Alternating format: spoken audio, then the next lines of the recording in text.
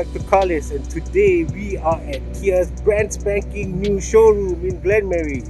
Yes, and the reason why we are here today is to test out these vehicles. Yes, you might have seen them on the road, but this is the locally assembled Kia Carnival, now available in 7 or 8-seater seating arrangement. Previously you only got the 11-seater, but now Kia under Dynamic Jaya has assembled this car in Kulim, Kedah. Okay, so it's under the Intercom factory, and we are here to test it out, see what's new, how much more space is there, and yeah, but we'll get to it a bit later. But this is the CKD Kia Carnival 7-8-seater test drive. There are going to be 3 variants in the CKD spec Kia Carnival. So there's a 8-seater mid, 8-seater high, and 7-seater high. Okay, we'll try to explore all 3, but let's give it a go. So we're heading off to Penang now. So yes, the first car that we're going to test is an 8 mid variant. So yeah, let's go inside and explore it. So yes, for the most part, the 8 mid is the same with the rest, except that you don't get the dual sunroof, you don't get a digital meter cluster, and from what we can tell, you also do not get the 360 camera, you only just get a reverse camera. But we'll explore this car more and give you an impression of what it's like.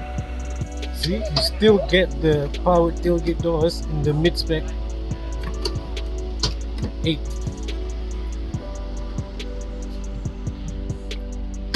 Yep, so like I said before, we're in the 8 mid variant, and yes, it's my colleagues, my co-pilots here today. So yes, there's 8 seats. First time we're going to see 8 seats in the Kia Carnival, in Malaysia anyway. So yeah, this middle row here can be folded down into an armrest. There's some phone slots here. This can be slid forwards, backwards, and can also be removed. There's a quick release catch here. You can just pull it and voila. Yep. So yep, the back is definitely more spacious than the 11-seater because there's less seats, obviously. So yeah, even these seats here, it's got an armrest. You can slide this seat backwards and forwards, and yeah, so this is the 8-seater. For the most of it, the mid and high, it's pretty much the same inside in regards to the seating arrangement. There's nothing extra.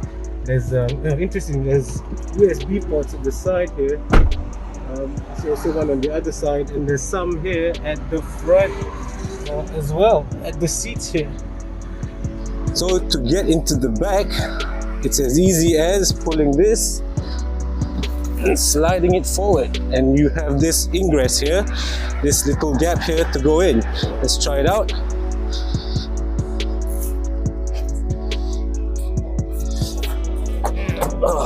Okay, so there you go. So yeah, I'm not the tallest of people, but I've still got so much leg room here at the back, and also okay, they've got little leg room here, but yes, you can just adjust it so that both passengers, this seat and the one that I'm sitting on right now, to be comfortable. As you can see, there's a lot of space back here, and it's much more comfortable than an 11-seater. Here's another example of why the 8 mid or 8 high is a good option for most. As you can see here, you can remove all the seats and the car practically becomes one big cargo space. Thanks, Chewy. He's tired, but thank you. So there you go, 4,000 liters of cargo room. That's amazing. Family MPV. Also, you can start your own business, move furniture around. Actually, one of the other things you can do with all these seats is like flip them around so you can face each other. So the second row and third row can face each other, and you can practically have like a business meeting. That's just genius. Okay, so now we are in the third row seats, and yes, much improvement from the 11-seater. Yeah, it's really comfortable back here, actually, because you can recline it like it is now. Man, it's not that bad. I don't mind being in the third row and the second row. In the 11-seater, I only wanted to be in the second row. I didn't want to be in any other row. But in this car, yep, I wouldn't mind being back here for a really, really long time. Like I said before, there's charging ports here, and on the other side, cup holders. Oh man, I'm gonna be very, very happy sitting back here. Also, this seat here, the second row seat, is pushed all the way back, and I'm still getting a lot of leg room. So yeah, imagine if the second row person wasn't so selfish and he had the seats a bit forward, you'll still have a lot of room. So yeah, this is a great improvement over the 11-seater. So also in the CKD variant or model, you get these new LED taillights. Previously it's halogens here, and there was no lights here at the middle. So now you get this stylish taillights at the rear. So yeah, I'm in the passenger seat at the front, and yes, all passengers, mothers, whoever, fathers that want to drive will be comfortable down here. Something interesting though, the car comes with 12 speaker setup, Bose setup, standard across the board, even in this 8-seater mid variant. Yes, everything at the front is not as high-tech as the high variant obviously, but it's still pretty damn comfortable around here. And as you only get the analog meter cluster instead of the 12.3-inch digital one.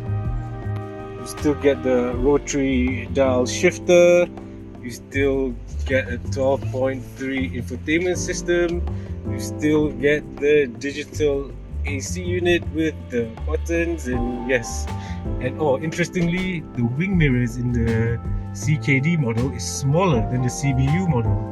Now that's something you won't really notice unless you've driven the CBU, but yes, that's just something that we noticed. I guess in the Kia Carnival, this is not the main seat. You see that guy back there? That's the main seat. It's all about comfort for the rear passengers. No, you will not have fun in the Kia Carnival, but you will have a relaxed drive. But like I said before, it's mainly for the passengers at the back, and it's comfortable all around. And the driver, well, you'll be comfortable too, but it's just not going to be a nimble, agile thing like a sedan or all those really stiff SUVs. By the way, earlier when my co-driver was driving on the highway, he easily reached stupid speeds in this car. It's not a problem. Shouldn't be driving like that in the first place, but if you ever want to, you could. But don't, okay? But just trying to say that this car will not be underpowered whatsoever. Yes, there's 4 people inside, you can put another 2, and you still see there's a lot of grunt in this car, so no worries there for those who are always concerned about MPVs being underpowered. Velfire. Alright, so now we are at Teluk Bahang, and we've just arrived, and throughout the journey I've just been riding in the 8 mid. Until I got into this, I didn't think really like, okay, it's flashy, but until I got into this, the 7-seater high, wow, now this, I've just been missing out on a very comfortable and luxurious ride. Why? Because you gotta check out the back seats, okay? It's called a Relaxion seat, and it's got these seats that apparently is supposed to give you like a floating sensation. So let's go check it out. And there you have it, deluxe. Alright, so yes, it's a little bit tilted upwards, and the seats are quite high compared to the ones in the 8 mid. So let's give it a try. Here we go, put on some Jamiroquai, and then this. Oh! Okay, yes, there is a bit of a floating sensation going on. And by the way, in this car, the 7 High, these seats are vented, which means there's cool air coming from the back. So obviously the Relaxion seat is erected in its Relaxion position, but how do you actually get it back to its normal position? Well, there's buttons here. What you do is just press and hold, and there you go. Seat rest is gone. Press and hold this one, and nothing happens. Oh no, okay. So press and hold that one, and yep, so we've got normal seating position once again.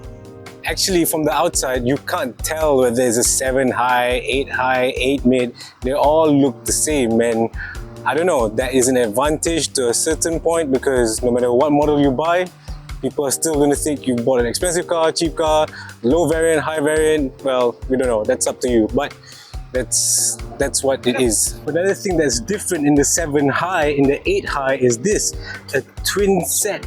Well, not a twin set, twin 12.3-inch screen. So you've got a 12.3-inch meter cluster here, and well, you've got a 12.3-inch infotainment system here. Everything else is pretty much the same. Also, in this one, you do get ventilated seats, just like at the rear. I know we can't see it now, but this car also comes with a host of ADAS features, including cruise control and a very clever automatic emergency braking, which can help you even doing like interjunctions. You know, when you pull out, they can sense whether there's a hazard and will brake for you. It's quite clever. Oh yeah, even the blind spot assist. Not in those, that's not Kia calls it technically, but the blind spot assist is if it detects a car coming in your blind spot, it'll actually assist you to go back into your lane. Now that's clever. Okay, most cars just get blind spot warnings. Alright, so there you have it, our little media test drive from KL to Penang in the new CKD Kia Carnival. So there's 3 variants, just as a summary. You've got the 8 mid, 8 high, 7 high. Which one should you buy? Well, the 8 mid, it's got the really smooth turbo diesel engine, 8 comfortable seats, but it doesn't come with advanced driving safety features.